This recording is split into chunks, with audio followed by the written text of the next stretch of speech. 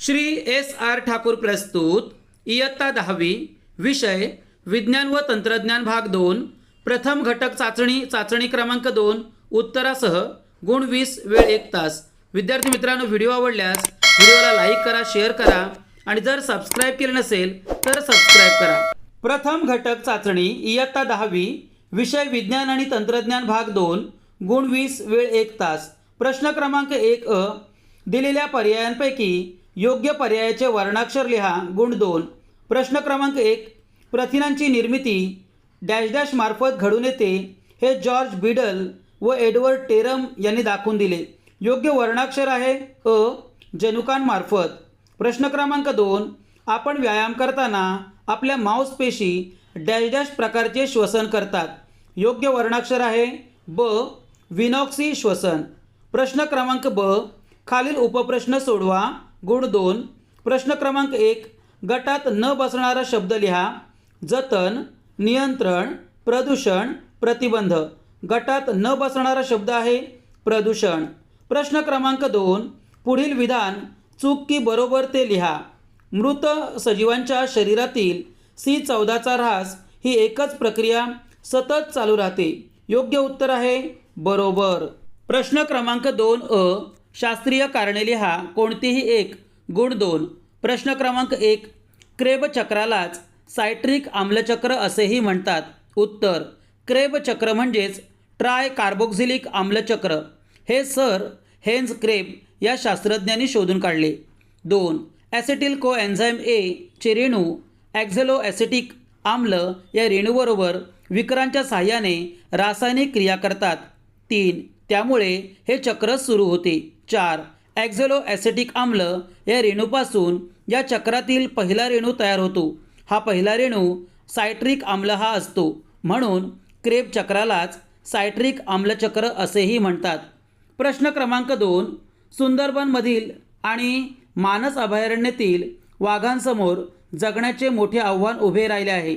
विद्यार्थी मित्रांनो, या प्रश्नाचे उत्तर आपण पाठ्यपुस्तकाच्या आधारे लिहिण्याचा सराव करा। प्रश्न क्रमांक ब खालील उपप्रश्न सोडवा कोणतेही 2। गुण 4। प्रश्न क्रमांक 1 सध्याच्या वैज्ञानिक जगात अनुवंशिकीचा उपयोग कोठे केला जात आहे। उत्तर 1 अनुवंशिक विकृतीचे निदान करणे। 2 अनुवंशिक विकृतींना प्रतिबंध करणे। 3 अनुवंशिक विकृतीवर उपचार करणे। 4 औद्योगिक प्रक्रियांसाठी जेथे सूक्ष्मजीवांचा वापर होतो अशा ठिकाणी अनुवंशिकीचा उपयोग केला जातो। प्रश्न क्रमांक 2 किरणोत्सारी प्रदूषणाचे काही परिणाम लिहा। उत्तर 1 किरणोत्सारी प्रारणांमुळे होणाऱ्या प्रदूषणाला किरणोत्सारी प्रदूषण असे म्हणतात। 2 नैसर्गिक किरणोत्सार म्हणजे अल्ट्राव्हायोलेट किरणे, इन्फ्रारेड किरणे अशी प्रारणे जी किरणोत्सारामुळे पडतात। 3 मानव निर्मित किरणोत्सारात एक्स-रे अणुभट्ट्यांमधून होणारा किरणोत्सार हे प्रकार येतात। 4 किरणोत्सारी प्रदूषणामुळे शरीरातील ऊतींचा नाश होतो। प्रश्न क्रमांक 3 कार्य लिहा। 1 तंतुकणिका। उत्तर 1 ॲसिटिल कोएन्झाइम ए च्या रेणूचे क्रेबचक्र अभिक्रियेद्वारे तंतुकणिकेमध्ये पूर्णतः ऑक्सिडीकरण केले जाऊन ऊर्जा मिळवली जाते। 2 इलेक्ट्रॉन वहन साखळी अभिक्रियासुद्धा तंतुकणिकेमध्ये राबवली जाते। प्रश्न क्रमांक 2 ATP। रासायनिकदृष्ट्या ATP हा ॲडिनोसिन रायबो न्यूक्लिओसाइड्स पासून तयार झालेल्या ट्रायफॉस्फेटचा रेणू असून यात ॲडेनिन हा नत्रयुक्त रेणू, रायबोज हे पेंटोज शर्करा व 3 फॉस्फेटचे रेणू असतात। ऊर्जेच्या आवश्यकतेनुसार ATP मधील फॉस्फेटच्या रेणूमधील बंध तोडून ऊर्जा मिळवली जाते, म्हणून ATPला ऊर्जेचे चलन असे म्हटले जाते। ATP म्हणजे ॲडिनोसिन ट्रायफॉस्फेट हा एक ऊर्जेने संपृक्त असा रेणू आहे। प्रश्न क्रमांक 2 व्याख्या लिहा कोणतीही एक। प्रतिलेखन। उत्तर DNA वरील जनुकांच्या साखळीनुसार mRNAची निर्मिती होते।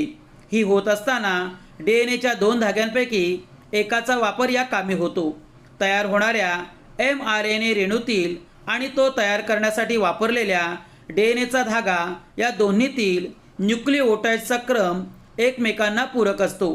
त्याचबरोबर DNAतील थायमिनऐवजी mRNAमध्ये युरॅसिल असतो RNA तयार करण्याच्या या प्रक्रियेलाच प्रतिलेखन असे म्हणतात. प्रश्न क्रमांक 2. पेशी स्तरावरील श्वसन. उत्तर: सजीवांमध्ये श्वसन हे शरीर स्तर आणि पेशी स्तर अशा 2 स्तरांवर होते. अन्नपदार्थांचे ऑक्सिजनच्या मदतीने अथवा त्याच्या विना ऑक्सिडीकरण केले जाते, यास पेशी स्तरावरील श्वसन असे म्हणतात. आपण जे अन्नपदार्थ खातो त्यातील प्रामुख्याने कर्बोदकांचा उपयोग मुख्यत्वे दररोज आवश्यक असणारी ऊर्जा मिळवण्यासाठी केला जातो. ही ऊर्जा ATPच्या स्वरूपात मिळवली जाते. त्यासाठी पेशींमध्ये ग्लुकोज या कर्बोदकांमध्ये टप्प्याटप्प्याने ऑक्सिडीकरण केले जाते. यास पेशी स्तरावरील श्वसन असे म्हणतात. प्रश्न क्रमांक 3. खालील उपप्रश्न सोडवा. कोणतेही 3 गुण 9. प्रश्न क्रमांक 1.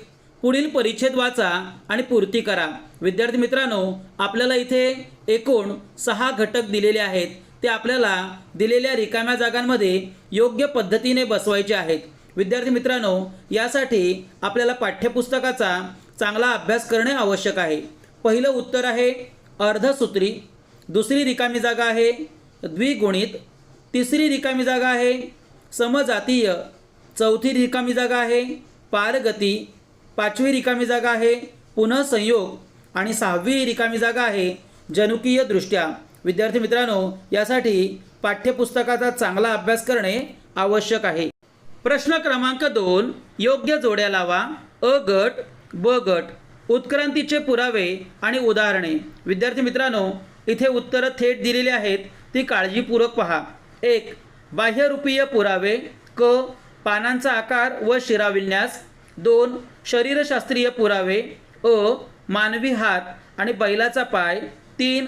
पुराजीवविषयक पुरावे. ब. जीवांचे अवशेष आणि ठसे. विद्यार्थी मित्रांनो, हा पेपर केवळ सरावासाठी दिलेला आहे. विद्यार्थी मित्रांनो, हा पेपर सुंदर हस्ताक्षरात फुलस्केप पेपरवर लिहा. असेच नवनवीन व्हिडिओ पाहण्यासाठी व्हिडिओला लाईक करा, शेअर करा आणि जर सबस्क्राईब केले नसेल तर सबस्क्राईब करा. धन्यवाद.